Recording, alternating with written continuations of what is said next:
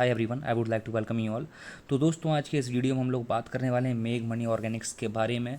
दोस्तों, अगर आपको याद होगा तो फिर इस स्टॉक में मैंने आपको ट्रेड बताया था अराउंड 3 से 4 महीने पहले, और मैंने इसमें टारगेट दिए थे अराउंड 25% के आसपास, जो कि अचीव भी हुए थे।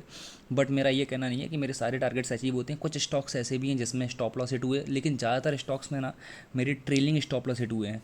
मतलब ये कि अगर ट्रेलिंग स्टॉप लॉस अगर हिट हो रहा है तो फिर आपको लॉस तो नहीं होगा उसमें, ठीक है। और वैसे ही मैं कोई रिकमेंडेशन तो देता नहीं हूँ, जो भी एनालिसिस शेयर करता हूँ मैं सारे स्टॉक्स को मॉनिटर कर रहा हूँ और बराबर करता हूँ जो भी मैं आपके साथ में शेयर करता हूँ, बिकॉज मैं खुद इन्हीं स्टॉक्स में से पर्सनल ट्रेड भी इधर से ही लेता हूँ। तो फिर मैं सारे स्टॉक्स को वॉच करता हूँ, और मैंने नोटिस किया है कि अगर स्टॉप लॉस हिट भी हुआ तो फिर 2 या 3 स्टॉक्स में हुआ रहेगा, ठीक है। लेकिन अगर स्टॉप लॉस जा रहा है तो फिर ट्रेलिंग स्टॉप लॉस हिट हो रहा है, स्टॉप लॉस नहीं जा रहा है, ठीक है। सो गाइज, अगर आप लोग मेरी स्क्रीन पर अभी देख रहे हो तो फिर एक ये जो मेग मनी ऑर्गेनिक्स है, एक स्मॉल कैप स्टॉक है। हाईली रिस्की है तो इसका मतलब क्या है कि आपका जो भी कैपिटल उसका 5% से ज़्यादा से स्टॉक में अभी एलोकेट मत करना, ठीक है। बिकॉज निफ्टी में भी कंसोलिडेशन जोन में चल रहा है। और अगर भी हम लोग यहाँ पर नीचे स्क्रॉल करके नीचे आएंगे तो फिर आप लोग अगर देखोगे तो फिर इस स्टॉक में अभी जो इसका करंट प्राइस है इसकी इंट्रिंसिक वैल्यू से कम है, ठीक है। सो इसका मतलब क्या है, ये जो पैरामीटर अपने फेवर में जाता है। इसका आरओई और एफडी रेट को कैलकुलेट करने के लिए डेटा सफिशिएंट नहीं है, ठीक है। डिविडेंड रिटर्न्स के लिए इसमें डेटा सफिशिएंट नहीं है, बिकॉज लिस्टिंग साइज इतनी पुरानी नहीं है इस स्टॉक की। और अगर आप लोग यहाँ पर देखोगे, it's good time to consider this stock, because ये स्टॉक अभी तक ओवरबॉट जोन में नहीं है और इसमें कोई रेड फ्लैग भी नहीं है, ठीक है। यही अगर हम लोग यहाँ पर नीचे स्क्रॉल करके आएंगे तो फिर आप लोग देखोगे इस स्टॉक को कोई भी एनालिस्ट कवर नहीं कर रहा है। दोस्तों, अगर हम लोग मेग मनी ऑर्गेनिक्स के प्राइस परफॉर्मेंस की बात करेंगे तो फिर इसके प्राइस परफॉर्मेंस काफ़ी अच्छे हैं। अगर आप लोग देखो तो फिर पिछले एक हफ्ते में अराउंड 15% अप है, ठीक है। 15.5%, पिछले एक महीने में 6.5%, पिछले 3 महीने में एक्सीलेंट 43%, ईल्ड टू डेट में 21% अप्रॉक्सीमेटली। 1 ईयर का जीरो दिखा रहा है, ये थोड़ा चेक करना पड़ेगा क्यों दिखा रहा है। 3 साल में आपको दिखा रहा है यहाँ पर 96%, जो कि मैं ऑसम बोलूँगा। और इसी के साथ में अगर हम लोग यहाँ पर स्क्रॉल करके नीचे आएंगे तो फिर यहाँ पर जो इसका जो वॉल्यूम एनालिसिस अगर आप लोग देखोगे तो फिर यहाँ पर जो डिलीवरेबल वॉल्यूम है वो ठीक ठाक है, ज़्यादा अच्छा नहीं है, ठीक है। 30% से अप है, आज का भी डिलीवरेबल वॉल्यूम जो है वो 30% से अप है। पिछले दिन का भी यहाँ पे 31% है। 1 वीक का एवरेज भी अराउंड 30% आ रहा है, 1 मंथ एवरेज यहाँ पे 30% आ रहा है, जो कि ठीक ठाक है, ठीक है। एकदम एक्सलेंट नहीं बोलूँगा, बट ख़राब नहीं है ये। मेग मनी ऑर्गेनिक्स में अब बात आती है इसके रेवेन्यूज़ की, तो फिर आप लोग देखोगे कि कंपनी की लिस्टिंग ज़्यादा पुरानी नहीं है, इसके लिए यहाँ पर ये पिछले 3 साल का डेटा दिखा रहा है। सो जैसा कि आप लोग देखोगे कि इसके जो रेवेन्यूज़ हैं वो कंटिन्यूसली ग्रो करते हुए हम लोग को नज़र आ रहे हैं, ठीक है। यही अगर हम लोग यहाँ पर इसके नेट प्रॉफिट पर आएंगे तो फिर आप लोग अगर इसका नेट प्रॉफिट यहाँ पर जा करके देखोगे तो फिर इसका नेट प्रॉफिट भी अच्छे खासे अमाउंट से यहाँ पर इंक्रीज़ किया है, ठीक है। 2020 में जो था 156 करोड़, 2021 में हुआ है 185 करोड़, अभी इसका 307 करोड़ हो गया है। दोस्तों, एक चीज़ और मेरी ध्यान रखना, जैसा कि हम लोग HAL को, हिंदुस्तान एरोनॉटिक्स को हम लोगों ने देखा था, ठीक है। वो एक मिड कैप कंपनी थी, आज एक लार्ज कैप बन गई है। उसका स्टॉक अपने सामने जहाँ से मैंने आपके साथ में एनालिसिस शेयर की थी वहाँ से 1150 रुपये से आज वो 1950 या 2000 के आसपास आ चुका है, ठीक है। हालांकि वो स्टॉक कभी 600 रुपये का, 700 रुपये का भी था, कोरोना के टाइम पे लो गया था। बट मैं नॉर्मल ब्रेकआउट की बात कर रहा हूँ तो फिर वो 700-800 पॉइंट्स ऊपर आ चुका है जहाँ से हम लोगों ने देखा था। तो एक कंपनी धीरे धीरे करके ग्रो करती है। अगर अभी हम लोग इस कंपनी का नेट प्रॉफिट देख रहे हैं तो नेट प्रॉफिट बढ़ता हुआ नज़र आ रहा है, इसका मतलब ठीक है कि कंपनी प्रॉफिटेबल है, ठीक है। सो अगर हम लोग यहाँ पर अभी जाकर के इसका आरओई देखेंगे तो फिर आप लोग इसका आरओई देखोगे तो इसका आरओई भी काफ़ी अच्छा है, ठीक है। आप लोग यहाँ पर देखोगे तो ये साल का इसका आरओई है 21%, जो कि एक्सीलेंट है, ऑसम है। मैं तो 10 या 15% को बहुत अच्छा मानता हूँ, 10 से ऊपर है या फिर 15 तो एक्सीलेंट है। ये तो 21% का यहाँ पर आरओई जनरेट कर पा रहा है, रिटर्न ऑन इक्विटी। ये अगर हम लोग यहाँ पर जाकर इसका डी रेशियो देखेंगे तो फिर इसका जो डी रेशियो है वो पिछले 3 साल में बढ़ा है। अगर आप लोग यहाँ पर 2022 का डेटा देखोगे तो फिर यहाँ पर 0.34 दिखा रहा है। इसका मतलब क्या है कि कंपनी 1 रुपये की इक्विटी के अगेंस्ट में 0.34 पैसे का डेट रेस कर रही है, ठीक है। हालांकि जब तक 1 से अंदर है मुझे कोई टेंशन नहीं है, बट ठीक है, ये एक्सेप्टेबल है, इतना कोई ज़्यादा बड़ा भी नहीं है।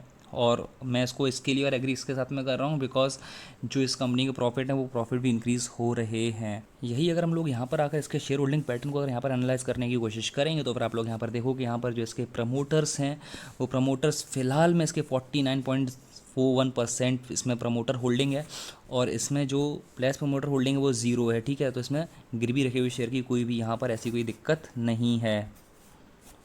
और अगर आप लोग यहाँ पर देखोगे तो फिर यहाँ पर जो FIS की होल्डिंग है वो 1.25% है अभी, ठीक है। वो कांस्टेंट ही है पिछले 1 साल में। अगर आप लोग यहाँ पर देखोगे पहले थी 1.34, अभी होगी 1.25। थोड़ा सा यहाँ पर ऑफलोड किया इन लोगों ने अपना जो उनकी होल्डिंग्स थी, बट यहाँ पर उतने अमाउंट से यहाँ पर DIS ने अपनी होल्डिंग बढ़ा दी है उतने परसेंटेज से।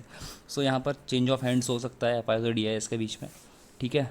दोस्तों फिलहाल आप लोग मेरी स्क्रीन पर मेग मनी ऑर्गेनिक्स का डेली चार्ट देख रहे हो, और अगर आप लोग को याद होगा तो फिर मैंने आप लोगों से लास्ट टाइम क्या बोला था यहाँ पर, जब मैंने ट्रेड शेयर किया था आप लोगों के साथ में, मैंने ये बोला था कि स्टॉक ने यहाँ पर कुछ इस तरह से इसका ये सपोर्ट है, ठीक है, ये इसका एक यहाँ पर बेस है, और यहाँ पर इसी के साथ में अगर आप लोग नोटिस करोगे तो फिर मैंने ये भी बोला था कि यहाँ पर ये इसका रेजिस्टेंस है ऊपर, ठीक है। सो ये यहाँ पर कुछ इस तरह से एक पैटर्न काइंड बना रहा था, ठीक है, और जैसे ही इसने यहाँ से ब्रेकआउट दिया है, यहाँ से कितना ऊपर भागा है, चलो एक बार चेक कर लेते हैं, जो मैंने आपको टारगेट्स भी दिए थे। सो अगर मैं यहाँ पर जा कर के देखूँगा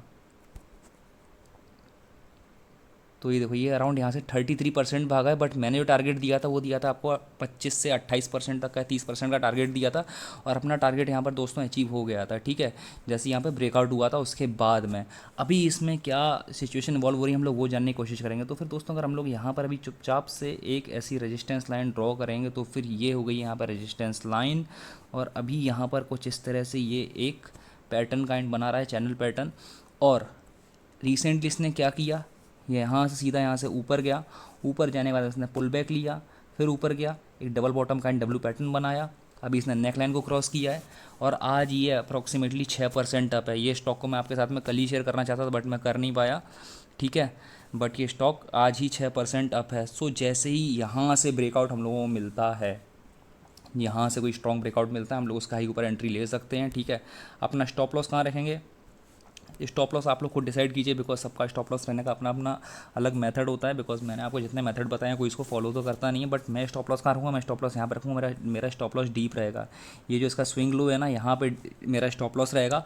या फिर अगर ये स्टॉक यहाँ से भी ऊपर जाता है और इसको काटने से पहले यहाँ पर कहीं पर एक कंसोलिडेशन देता है या फिर कोई स्विंग लेता है, तो फिर मैं यहाँ कहीं पर अपना स्टॉप लॉस ले लूँगा। बट इट डिपेंड्स कि ये यहाँ पर क्या सिचुएशन को हमारे सामने लेकर के आता है।